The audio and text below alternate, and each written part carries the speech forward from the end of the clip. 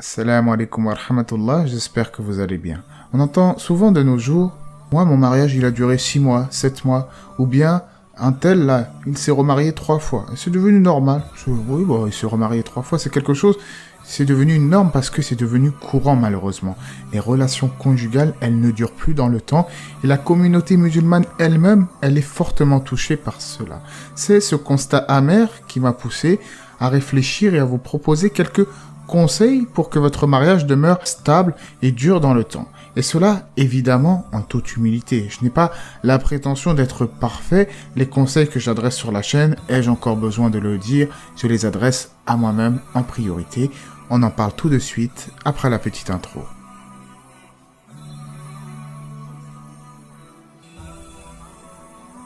Le sens des responsabilités. Ce que j'ai pu constater, et qui est assez récurrent lorsqu'on aborde les problèmes liés au couple, c'est que, beaucoup se marient, mais pas forcément pour les bonnes raisons. Ils se marient par défaut. Ils se marient parce qu'il faut se marier, il faut faire acte, en oubliant que le mariage c'est un engagement. Ce n'est pas une mince affaire. Combien on en voit aujourd'hui, on entend, oui, il reste H24 devant les jeux vidéo, devant les écrans, ou il sort avec ses amis dehors en délaissant sa femme, sa famille, dans les cafés, ou que sais-je. Alors, je ne dis pas que les loisirs sont interdits en islam, mais il y a un temps pour chaque chose. Il y a un temps pour le divertissement, un temps pour la spiritualité, un temps pour la famille, un temps pour le travail, etc., etc. Chaque chose a sa place. C'est pour cela que ton temps, quand tu l'utilises, il ne faut pas que ça soit pour une chose précise au détriment des autres choses. Il faut un temps pour chaque chose. On entend souvent malheureusement des gens qui délaissent leur famille et cela n'est pas convenable.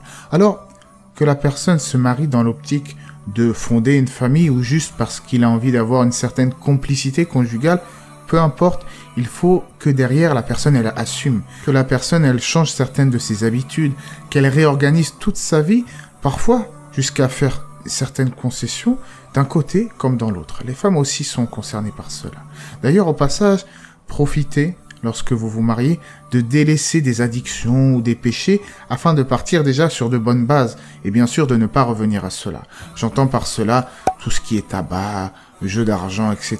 Combien de gens ils sont dans ces péchés-là et ils arrêtent, walhamdulillah, mais quand ils se marient, quelques mois plus tard, ils retournent à cela. Donc il faut faire attention aussi à être stable dans le délaissement des mauvaises actions. Si avec le mariage ou avec le mois de Ramadan, tu te fixes des objectifs en te disant à cette occasion, j'arrête tel péché, walhamdulillah, mais fais attention à ne pas y retourner en prétendant, oui, mais c'est normal, je me dispute, donc je me réfugie dans telle addiction. Non, la personne est responsable quand elle se marie pour les bonnes raisons. Quand elle a des épreuves, elle se réfugie dans l'endurance et la prière, et non dans l'addiction, non dans l'illicite. 4. La patience. Alors la patience, c'est une vertu, je sais, difficile à acquérir. Mais vous connaissez le dicton, la patience est amère, mais ses fruits sont doux.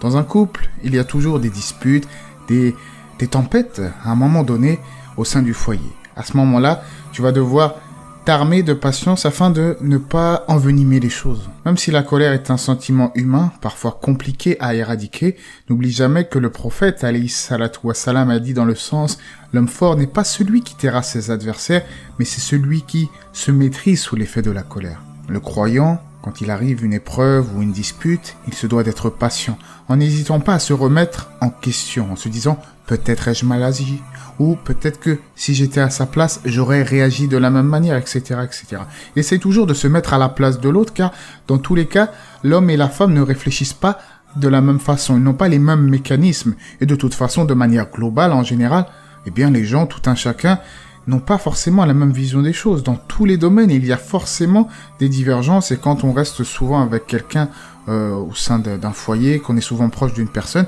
il y a forcément parfois des disputes qui peuvent se créer. Donc toi, est-ce que tu vas faire partie de ces gens qu'Allah aime, c'est-à-dire les patients, ou est-ce que tu vas hurler, commencer à tout casser, à tout saccager, et ensuite, en fin de compte, au final, regretter tes actes? Je pense que la réponse est évidente. D'ailleurs, la patience dans le foyer ne se limite pas aux disputes. Il y a aussi la patience dans l'obéissance à Allah, la patience dans les épreuves, toutes sortes de patience, comme des gens qui ont des difficultés financières, des problèmes familiaux, etc. En islam, il n'y a pas quelqu'un qui a reçu une meilleure chose que la patience. le dialogue. Les problèmes liés au couple sont souvent liés à un manque de communication. Et cela est bien plus global, car cela en réalité englobe la plupart des sociétés actuelles. On prend plus vraiment le temps de se parler. Chacun il est sur son smartphone, de son côté d'une pièce, et parfois, malheureusement, eh bien, c'est un climat assez sombre. Parfois, pour résoudre des conflits ou éviter des tensions, il suffirait juste en fait de prendre un moment, d'énumérer tous les points sur lesquels il y a un problème, un désaccord, de se poser, de discuter, de dialoguer, voilà, sur ça on n'est pas d'accord, comment y remédier, au lieu de commencer à penser au divorce comme beaucoup aujourd'hui, au moindre pépin, non, mais moi de toute façon je veux plus de lui, ou non, moi je vais la quitter. Non, ce n'est pas comme ça. Le mariage c'est une responsabilité, comme on l'a dit, il faut patienter, et malheureusement la triste réalité c'est que les gens ne dialoguent plus, les gens ne parlent plus entre eux. Ils n'ont plus vraiment, excusez-moi du terme, l'intelligence de dialoguer. C'est-à-dire que chacun reste de son côté, campé sur ses positions. Non, la personne, elle se doit d'essayer de briser la glace en essayant de toujours trouver des solutions et des alternatives. Vous l'avez compris, le manque de dialogue et de communication risque d'installer un climat nocif et cela ne va pas dans le bon sens et risque de mettre en péril votre mariage et qu'Allah nous facilite. La douceur. Les textes islamiques incitent à la douceur et mettent en garde contre la rudesse. Le prophète lui-même, sallallahu alayhi wa sallam, nous a enseigné, dans le sens du hadith, que la douceur n'a jamais été présente dans une chose sans que cette chose n'ait été embellie. Et que la dureté n'a jamais été présente dans une chose sans que celle-ci n'ait été enlaidie. Et certes, Allah est doux et aime la douceur. Et parmi les causes de divorce à l'heure actuelle, la dureté de certains. La dureté de certains, la rudesse qu'ils ont envers leur épouse, notamment dans les affaires religieuses. Tu réveilles ta femme le matin pour le fajr, pour la prière du matin, tu la réveilles avec douceur et pas de manière brutale. J'ai entendu tellement de choses absurdes à ce sujet que je pourrais en faire une vidéo entière, mais on va tenter de faire court. On entend des fois des gens, oui, moi je vais forcer ma femme à écouter tel prédicateur que moi je veux. Parce que les autres, c'est des égareurs. On entend des fois ces choses-là, notamment chez les jeunes. Parfois, carrément, on entend des gens qui osent parler sur la femme des autres. Ils disent, oui, la femme d'un tel, elle écoute l'imam Boussena. Oui, la femme d'un tel, elle écoute tel prédicateur. Subhanallah. Ça, c'est des exemples que je donne, mais c'est la réalité. L'imam Boussena, par exemple, masha'Allah, un prédicateur qui appelle au bien, qui appelle au Coran, à la Sunna. Alors oui, il y a des gens, vous savez, les détecteurs d'erreurs. Ils cherchent le moindre défaut à scruter chez leurs frères. Subhanallah, ils veulent casser en réalité le travail. Ils ne peuvent pas produire, donc ils cassent le travail. Et même si Imam Boussena, sur tel ou tel sujet, il a fait une erreur, qui peut prétendre être infaillible? Même les savants, ils ne sont pas infaillibles. Donc, barakallahu fikoum, il faut faire attention à cela, il faut être doux entre nous et de manière spécifique envers son épouse. Les gens qui sont durs avec leur épouse, après ils s'étonnent que leur mariage a duré 2 semaines. Qu'ils se réforment d'abord eux-mêmes, leur propre personne, avant de commencer à s'attaquer à un tel et à imposer leurs avis. Ils font fuir les gens de la religion plus qu'autre chose, alors que le prophète, alayhi salatu wassalam, a dit « Enseignez, facilitez et ne compliquez pas les choses, annoncez la bonne nouvelle et ne faites pas fuir les gens. » Jusqu'à la fin de ses propos. Qu'Allah donc nous accorde à tous une certaine douceur au sein de notre foyer précisément et de manière générale avec les gens. Et enfin, la piété. Alors, le critère en général dans la recherche de sa future moitié, c'est avant tout la piété. En dehors de la beauté, de tout ce qui est... La première chose que l'on regarde en général, c'est la piété. C'est ça que le musulman doit regarder. Le problème, c'est que souvent, on entend parfois des gens qui disent « Moi, je veux une femme chaste, pieuse. » Parfois même, oui, moi, je veux qu'elle soit vierge. Alors que lui-même, il n'est pas ainsi. Lui-même, il est dans les péchés. Voilà, il faut un minimum de cohérence. Une fois, il y en a un qui m'a dit « Harry, tu connais pas une sœur qui cherche à se marier ?»